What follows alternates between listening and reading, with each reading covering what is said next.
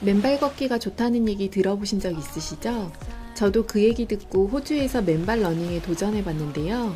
이렇게 돼버렸어요. 준비 없이 맨발로 달렸다가 발가락이 물집 투성이가 됐어요. 그래서 오늘은 저 같은 시행착오 없이 시드니의 대자연을 온전히 즐기는 방법, 시드니 자연 러닝 코스 3곳을 소개해 드릴게요. 로열 국립공원, 시클리프 브릿지, 그리고 블루 마운틴입니다. 러닝 코스에 달리고 나서 먹은 인생 화덕피자 정보까지 모두 알려드릴게요. 지난 영상에서 소개해드린 시드니 도심 러닝 코스와는 분위기가 완전히 달라요. 호주 본연의 얼굴을 보여주는 자연 코스로 바로 출발할게요.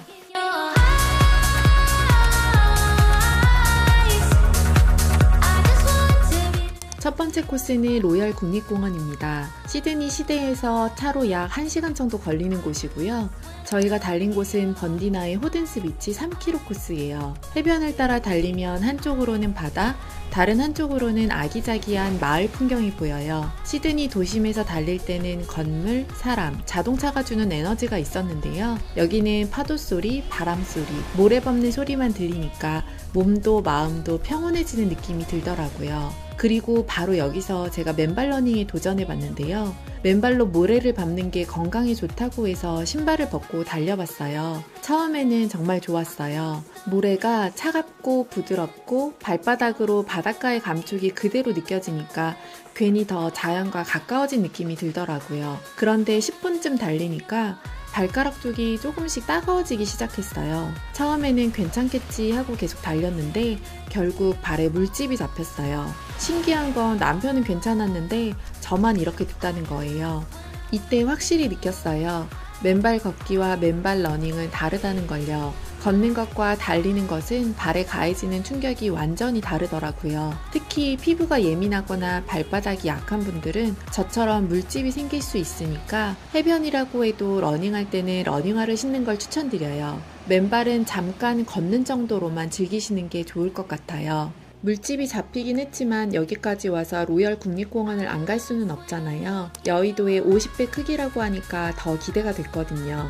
해안가에서 차로 10분 정도 이동하니까 입구가 보였고 걸어서 얼마 안 가니까 갑자기 시야가 확 트이면서 엄청난 풍경이 나타났어요. 바로 이 해안 절벽이요. 사진이나 영상으로 봐도 멋있지만 실제로 보면 훨씬 더 압도적이에요. 끝없이 펼쳐진 바다와 거대한 절벽이 눈앞에 있는데 말 그대로 자연 앞에서 사람이 작아지는 느낌이 들었어요. 그런데 여기는 울타리 같은 안전장치가 없어서 더 웅장하게 느껴지는 동시에 조금 무섭기도 했어요. 절벽 끝에 가까이 가서 아래를 보는데 다리가 후들거려서 한 발짝도 더 못 가겠더라고요. 사진을 서서는 도저히 못 찍겠어서 결국 주저앉아서 찍었어요. 근데 이게 끝이 아니에요. 가도 다른 절벽, 다른 풍경이 계속 나와요. 그래서 멍하니 서 있기만 해도 시간이 금방 가더라고요. 로열 국립공원은 러닝 코스로도 좋지만 거대한 자연을 감상하고 싶은 분들에게 꼭 추천드리고 싶어요. 그리고 번디나에 가시면 들러보셔야 할 맛집이 있어요. 타코 맛집이 있는데 시드니 시내 식당들과는 분위기가 달라요. 동네 식당 특유의 따뜻한 느낌이 있고 가격도 합리적이에요.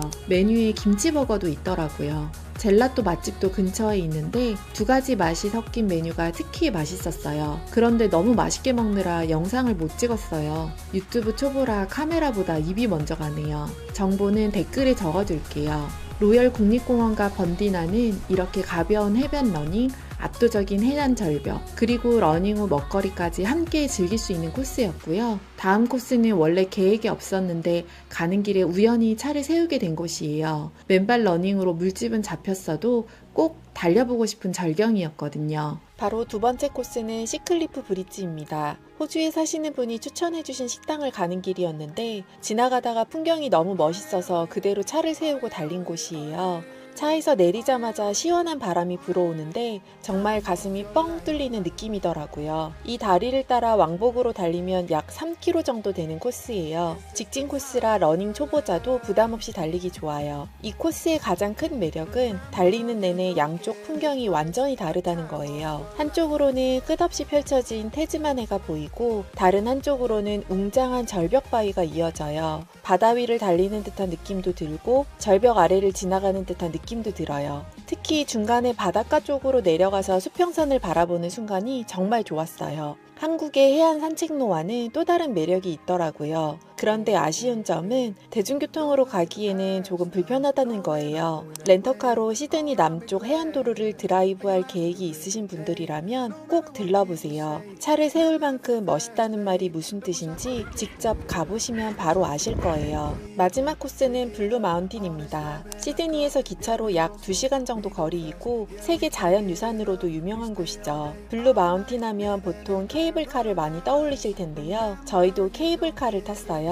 세 종류가 있는데 스카이웨이는 바닥이 투명해서 산 아래가 그대로 보이고요. 시닉 레이웨이는 거의 수직으로 내려가요. 처음에 놀이기구도 아닌데 하고 얕봤거든요. 근데 제가 겁이 많은 편이라 그런지 엄청 소리 지르면서 탔어요. 블루 마운틴은 어떤 케이블카를 타든 세자매봉을 멀리서 바라볼 수 있어요. 그런데 저희가 달린 코스는 케이블카 근처가 아니라 정상 쪽 에코포인트 주변이었는데요. 거리는 약 1.6km 정도로 짧은 코스예요. 그런데도 이 코스를 넣은 이유가 있어요. 케이블카에서는 세자매봉을 멀리서 내려다보는 느낌이라면 에코포인트에서는 걸어서 훨씬 가까이에서 볼 수 있어요. 자연이 넓게 펼쳐지면서 내가 자연 한가운데 들어와 있다는 느낌이 확실히 달라요. 그런데 세자매봉 보러 가는 계단은 가파르니까 조심하세요. 러닝화나 걷기 편한 신발을 신고 가시는 걸 추천드리고 무리해서 달리기보다 천천히 걸으면서 풍경을 즐기기 더 좋은 코스예요. 그리고 블루 마운틴 가실 때 가장 중요한 건 날씨예요. 안개가 낀 날에는 정말 아무것도 안 보일 수 있다고 해요. 가는 날 아침에 카툰바 날씨 꼭 검색해 보시고 날씨 좋은 날 맞춰 가셔서 자연을 만끽하시는 걸 추천드려요. 그리고 이 코스를 넣을 수밖에 없었던 진짜 이유가 있는데요. 에코포인트에서 차로 약 15분 거리에 화덕피자 맛집이 있거든요. 달리고 나서 먹는 피자와 맥주 조합 상상이 되시죠? 생맥주 종류도 다양하고 분위기까지 힙해서 지금 생각해도 시원하게 한잔 하고 싶은 집이에요. 그리고 화덕에서 바로 구워 나온 피자도 정말 맛있어요. 메뉴에 캥거루나 양고기 피자도 있었는데 거기까지는 도전 못했어요. 호주에서 먹었던 음식 중에 가장 기억에 남는 곳이에요. 블루 마운틴에 가신다면 꼭 들러보세요. 이렇게 시드니 자연 러닝 코스 3곳을 소개해드렸는데요. 처음 보여드린 이 물집 기억나시죠? 가장 크게 배운 건 맨발로 무작정 달리지 말자예요. 맨발 걷기와 맨발 러닝은 다르고 특히 준비 없이 모래 위를 오래 달리면 저처럼 물집이 생길 수 있어요. 그리고 또 하나 느낀 건 자연을 보는 것과 달리는 건 완전히 다른 경험이라는 거예요. 심장은 뛰고 땀은 나는데 머리는 고요해지고 가슴은 시원해지는 그런 느낌이었어요. 지난 영상이 시드니 도심 코스가 호주의 화려함을 보여준다면 자연 코스는 호주 본연의 얼굴을 보여주었는데요. 시드니 여행을 계획하고 계신다면 자연 코스 일정도 하루쯤은 꼭 넣어보셨으면 좋겠어요. 다음 영상에서는 플린 러너 슈피팅 후기를 소개해 드릴게요. 신발 공장에서 일했던 제가 정작 내 발에 맞는 러닝화는 잘 몰랐거든요. 내 발에 딱 맞는 러닝화가 궁금하시다면 구독 부탁드려요. 그리고 시드니 자연 코스 영상이 도움이 되셨다면 좋아요도 부탁드립니다. 여러분은 새 코스 중 어디가 가장 보고 싶으세요? 댓글로 알려주세요. 그럼 오늘도 같이 달려주셔서 감사합니다.